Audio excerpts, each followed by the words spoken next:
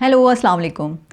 आप जानते हैं कि ट्रैवल मेरी एक हॉबी भी है और ज़ाहिर है कि अपने काम के लिए भी मुझे बहुत ट्रैवल करना पड़ता है और इसको मेरी अपॉर्चुनिटी कह लीजिए, गुड लक कह लीजिए, या आप अगर बैड लक समझें तो वो खैर ऐसा तो नहीं है, लेकिन मुझे ये अपॉर्चुनिटी मिली कि मैं कोविड के दिनों में, यानी ये कि कोरोना के दिनों में जो है वो पूरी नहीं तो आधी दुनिया जो है वो मैं इस दौरान मैंने ट्रैवल किया है। आज की वीडियो ख़ास तौर पर, वैसे तो सभी के लिए बहुत मालूमात से पुर है, लेकिन ख़ास तौर पर उन लोगों के लिए जो बहुत ज़रूरी है, उनको ज़रूर देखना चाहिए कि जो अगले चंद दिनों में ट्रैवल करने वाले हैं। देखिए, इस दौरान क्योंकि ट्रैवल में वैसे तो बहुत से ऐसे वाक़यात होते हैं जो आपसे शेयर करने चाहिए, बहुत दिलचस्प होते हैं, लेकिन ख़ास तौर पर कोविड-19 के हवाले से कुछ रूल्स एंड रेगुलेशंस बनाए गए हैं और इस दौरान अगर आप ट्रैवल कर रहे हैं तो बहुत सी ऐसी चीज़ें जो आपको बिल्कुल भी मालूम नहीं होंगी, जो आप सोच रहे होंगे, लेकिन जब आप कदम बाहर निकालेंगे और आप अपने ट्रैवल की तरफ जैसे जैसे आगे बढ़ेंगे तो आपको पता चलेगा कि जो आपने सोचा था उससे कहीं ज़्यादा आपको आगे सामना करना पड़ रहा है। तो वो कुछ चीज़ें जो हैं, वो कुछ पॉइंट्स आप कह लीजिए, चंद पॉइंट्स हैं ट्रैवलिंग के इस दौरान, इस बीमारी के दिनों में, पैंडेमिक के दिनों में, वो जानना आपका बहुत ज़रूरी है। देखिए, पहली बात तो ये कि एक रूल पूरी दुनिया में बन चुका है कि अगर आप कहीं ट्रैवल करने लगे हैं तो आपको कोविड टेस्ट करवाना है। कोविड टेस्ट की जो रिपोर्ट है वो कुछ कंट्रीज़ की कंडीशन ये है कि 72 आवर्स से ज़्यादा पुरानी नहीं होनी चाहिए, यानी ये कि 72 आवर्स से पहले अगर आपने वो करवाई और आपके वो घंटे गुजर चुके हैं तो जब आप वो दिखाएंगे तो उसको नहीं तस्लीम किया जाएगा। अच्छा, अब ये एक बहुत बड़ी मुश्किल है। इसकी वजह यह है कि मसलन फ़र्ज़ कीजिए कि आपने कहीं जाने का प्लान बनाया है और आपने कहा कि आपकी जो टिकट है, जो डेट है ट्रैवल की, ज़ाहिर है कि उससे पहले आपने अपना टेस्ट करवाना है। अब आप ये भी समझ लीजिए कि जब आप टेस्ट करवाने जाते हैं तो मुख्तलिफ़ कंट्रीज़ के मुख्तलिफ़ रूल्स हैं। ज़्यादा यही होता है कि आपको टेस्ट के लिए टाइम लेना पड़ता है। मसलन ये कि अमेरिका में जो है वो टेस्ट के लिए जब आप ऑनलाइन सर्च करते हैं तो आपको कई कई दिन तक टाइम नहीं मिलता। फिर अगर बाई चांस आपको टाइम मिल जाता है तो आपको उसके लिए जो आपको अगले दिन, या हो सकता है उससे अगले दिन अगर ज़्यादा रश है तो टाइम मिले। इसी तरह जो है वो पाकिस्तान में या दूसरे कंट्रीज़ में भी ज़ाहिर आपको फ़ौरन टाइम नहीं मिलेगा। तो आपको जब टाइम मिल जाता है तो आप वो करवाते हैं तो हो सकता है वो आपकी टिकट से जो है वो 2-3 दिन पहले हो, 1 दिन पहले हो, चंद घंटे पहले हो, वट जो भी है। जब आपने वो करवा लिया टेस्ट तो ये याद रखिएगा कि आगे आपको टेस्ट की रिपोर्ट जो है वो मैक्सिमम जल्दी भी मिल गई। मसलन ये कि अमेरिका में अगर बहुत जल्दी भी रिपोर्ट मिल जाए तो 24 घंटे से 3 दिन लगते हैं, यानी ये कि 24 आवर्स मिनिमम उस टाइम में आपको मिल जाएगी, वरना फिर ये कि 3 दिन लगेंगे। इसी तरह ही तरीके से पाकिस्तान में तो बहुत देर लगती है, टर्की में भी काफ़ी टाइम लगता है, इसी तरह दूसरे कंट्रीज़ में आपको ये देखना पड़ेगा। लेकिन आपको कम से कम 2 दिन लग जाएंगे अपनी रिपोर्ट लेने में। तो ये आपके लिए बहुत मुश्किल इसलिए होगी कि जिस दिन आपको रिपोर्ट मिलेगी उस दिन, या अगर उससे अगले दिन, ज़ाहिर है कि आप अपना प्लान इसी तरह बनाएंगे कि आपको रिपोर्ट मिली तो उससे अगले दिन जो है आपने ट्रैवल करना है। तो अगर आपको 2 दिन के बाद रिपोर्ट मिली है और तीसरे दिन आप ट्रैवल कर रहे हैं तो आपके कितने घंटे पहले ही गुजर चुके उस रिपोर्ट के, क्योंकि टाइम वो काउंट किया जाता है जिस वक्त आपने अपना टेस्ट, अपना जो जिस तरीके से भी वो टेस्ट करते हैं उसका आपने जो टेस्ट करवाया है, जिस वक्त आपने अपना टेस्ट करवाया है वो टाइम काउंट होगा, मिलने की रिपोर्ट मिलने का टाइम नहीं होगा। तो काफ़ी घंटे गुजर चुके होंगे। जब आप एयरपोर्ट पर पहुंचेंगे, आप दिखाएंगे, हो सकता है कि अगर आपकी कनेक्टिंग फ़्लाइट है और आपने अगले किसी कंट्री में पहुंचना है और उसके बाद फिर दोबारा किसी और कंट्री में पहुंचना है, तो हो सकता है 1 या 2 मुल्कों तक तो आपकी वो रिपोर्ट चल जाए, आपका टाइम 72 आवर्स या 90 आवर्स जो हैं पूरे ना हुए हों। लेकिन जब आप आखिरी अपनी डेस्टिनेशन पर पहुंचते हैं तो हो सकता है कि आपका वो टाइम पूरा हो चुका हो और वो एक्सपायर हो चुकी हो आपकी रिपोर्ट, तो उस वक्त वो आपकी बात नहीं मानेंगे। फिर ये क्या किया जाएगा कि आपको परेशानी होगी, आपको रोका जाएगा, आपसे कहा जाएगा आपने ये क्यों किया।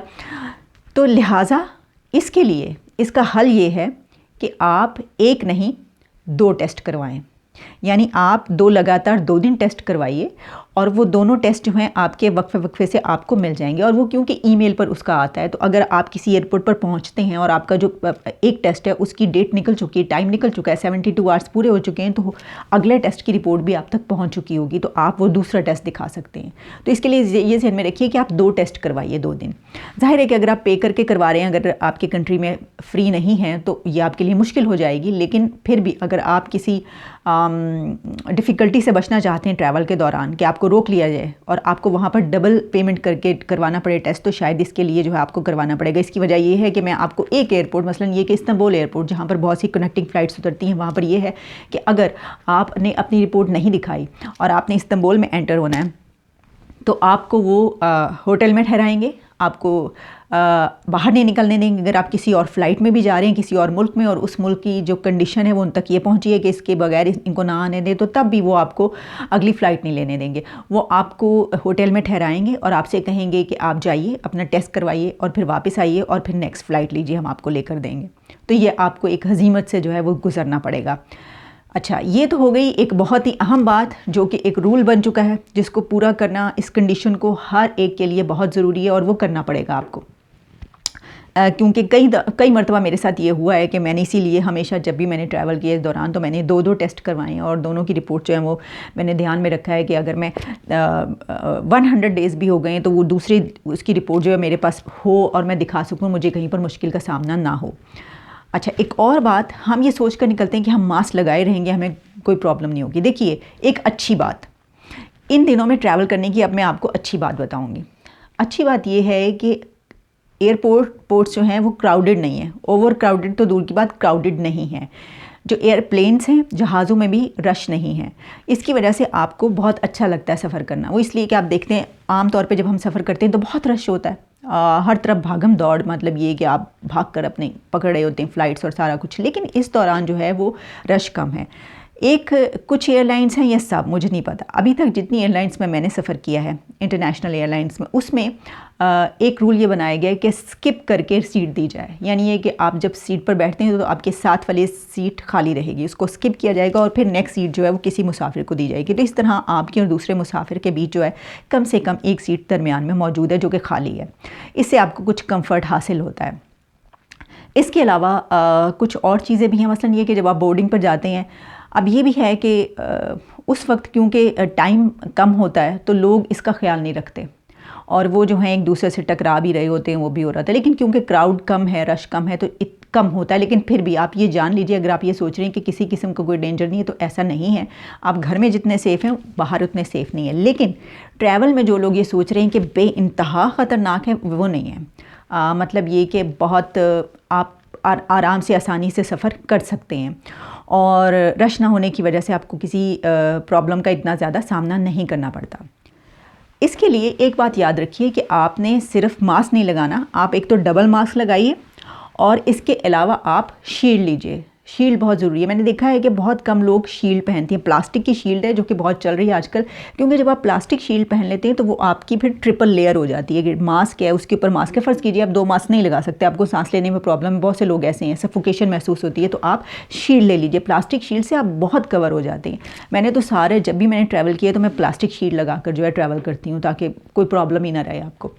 अच्छा, इसके अलावा आप फिर ये भी याद रखिए कि जब आप जो हैं वो, अगर आपको तमाम रूल्स एंड रेगुलेशंस का पता है, तो ये आप जो सैनिटाइज़र्स हैं, कुछ लोग होते हैं वो बहुत ज़्यादा उसमें होते हैं, हैज़र्डली जो है बहुत से सैनिटाइज़र अपने पास बैग में रखने की कोशिश करते हैं। ऐसा नहीं है। हर एयरलाइन में जब आप पहुंचते हैं तो आपका प्लेन में दाखिल होने से पहले वो आपको सैनिटाइज़र की, हाइजीन की पूरी किट देते हैं और वो किट आप अपने पास रखते हैं और जाते ही वो जो है अपनी सीट्स वगैरह आप साफ़ कर सकते हैं। आपको मास्क दिए जाते हैं एक से ज़्यादा और सैनिटाइज़र की छोटी छोटी बॉटल्स हैं, तो उसके लिए आप परेशान ना हो।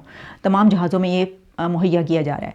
अच्छा, एक और बात, शायद आपको थोड़ी सी मायूसी हो क्योंकि जो जहाज़ में है लोग बड़े शौक़ से खाना खाते हैं, तो अब जहाज़ के अंदर फूड का सिस्टम चेंज हो गया है। पहले आप जानते हैं कि पूरी ट्रे आती है, उसमें मुख्तलिफ़ तरह की आपके सामने जो हैं वो डिशेस होती हैं, स्वीट्स होती हैं, फिर इसके अलावा डिज़र्ट और जो आपका खाने में आपको वेजिटेरियन है आप उसका, या अगर आपने कुछ और लिया है उसका। इसके अलावा उसके साथ सैलड, फ्रूट्स, फिर जूस, फिर योगर्ट और फिर मतलब इस तरह की आपके पास कोई 8-10 जो आइटम्स हुआ करते थे, अब वैसा नहीं है। अब आपको जहाज़ के अंदर जो फूड दिया जाएगा वो एक तो ये कि एनवेलप में पैक होगा और ये ख्याल रखा जाएगा उसको कोई नहीं छू रहा और आप तक पहुंचेगा, और आपने उसको एनवेलप को, खाकी जो लिफाफा है उसको खोल कर आपने खुद से जो है उसमें से निकालना है। और वो एक बर्गर नुमा है, एक सैंडविच की तरह और बर्गर की तरह उन्होंने ऐसा फूड कर लिया है कि जिसमें आप वो बर्गर या सैंडविच इस तरीके से खा सकते हैं कि आप मास्क हटाएं, खाएं और दोबारा मास्क लगा लें। यानी ये जो आपने छुरी कांटे से आप पहले बाकायदा पूरा उस तरह का उन्होंने वो सिस्टम ख़त्म कर दिया है ताकि उनको भी ज़्यादा टच ना करना पड़े, जो वहाँ पे स्टीवर्ड्स, एयर होस्टेसेस, जो मेज़बान होते हैं, उनको बार बार आना ना पड़े। और ये भी याद रखिएगा, आप बार बार बेल दे के आप मेज़बानों को नहीं बुला सकते जहाज़ में, वो वहाँ पर बहुत कम जो हैं आते हैं। यानी एक दफ़ा आपके पास जब बहुत ज़रूरी होगा, आपको फूड देना होगा, आपको वाटर देना होगा, कोई और काम होगा, या एक सिस्टम के तहत जो वो चक्कर उस तरह होगा। लेकिन अगर बार बार जो है उनको बुलाया जाएगा तो वो नहीं आएंगे, क्योंकि ये अब उनके रूल्स बन चुके हैं। एक और बात ये कि अभी भी मैंने देखा है कि हमारे कंट्री के लोग और कुछ और दूसरे लोग भी, इंडियंस, पाकिस्तानी और दूसरे कुछ वो लोग जो हैं अभी भी ख्याल नहीं रख रहे हैं मास्क पहनने का। बल्कि बहुत से कंट्रीज़ ऐसे हैं, मैंने देखा कि जब वो खाना खा रहे होते हैं या वैसे, तो उसके बाद उन्होंने मास्क उतारे होते हैं और फिर वो नहीं लगाते। और फिर मैंने ये भी देखा कि मेज़बान उनके पास बार बार आ रहे हैं और वो कह रहे हैं कि प्लीज़ आप मास्क लगा लीजिए, प्लीज़ आप मास्क लगा लीजिए, please put on your mask please. ये इस तरह बहुत सारी उनसे रिक्वेस्ट की जाती है और वो फिर भी वैसे ही जो हैं वो बैठे हैं, वो कहते हैं कोई बात नहीं। तो ये बड़ी गलत बात है। इसकी वजह ये है कि जब आप मास्क नहीं लगाते तो अपने लिए सिर्फ आप ख़तरा नहीं है, आप दूसरे के लिए भी ख़तरा है। जो इतने लोग जहाज़ में बैठे हुए हैं, आप सोचिए इतना लंबा सफ़र कर कर कहीं वो पहुँच रहे हैं, इतनी वो अपनी ज़िंदगी ख़तरे में डालकर उन्होंने इतनी ज़रूरी जगह पर पहुँचना, और आपके साथ भी यही है। लेकिन अगर आप मास्क का एहतियात नहीं करेंगे और उसको इस तरीके से उतारे रखेंगे कि नहीं कुछ नहीं होता, तो ये बड़ी गलत बात होगी। तो ये चंद टिप्स हैं, चंद एक बहुत ही अहम पॉइंट्स हैं कि अगर आप आगे ट्रैवल करने वाले हैं तो आपको इन चीज़ों का ख्याल रखना चाहिए। कोविड टेस्ट, इसके अलावा जो है वो किस तरीके से आपने शील्ड का इस्तेमाल करना है, मास्क, ग्लव्स आप अगर रखेंगे तो पूरे उसमें आप ग्लव्स पहने रहिए, आपको कोई प्रॉब्लम नहीं होगी। जहाँ भी आप जाएँ बहुत सारे ग्लव्स हों, उतार के फेंकते जाएँ आप। और इसके अलावा जो है मास्क लगाए रखें। और फूड का मैंने आपको बता दिया कि वो आप ज़्यादा ख्वाहिशात मत रखें कि आपको बहुत ही मज़ेदार किस्म का जो है वो इस तरह का कोई मिलेगा, क्योंकि अब आजकल ऐसा नहीं हो रहा। बहुत ही वो जो हैं वो क्या कहना चाहिए, एहतियात से काम ले रहे हैं और लेना भी चाहिए। तो बहरहाल ये अगर आपको इससे इस वीडियो से कुछ फ़ायदा हो तो बहुत अच्छी बात होगी, मुझे बड़ी खुशी होगी। दोबारा मिलेंगे किसी और टॉपिक पर। Bye bye.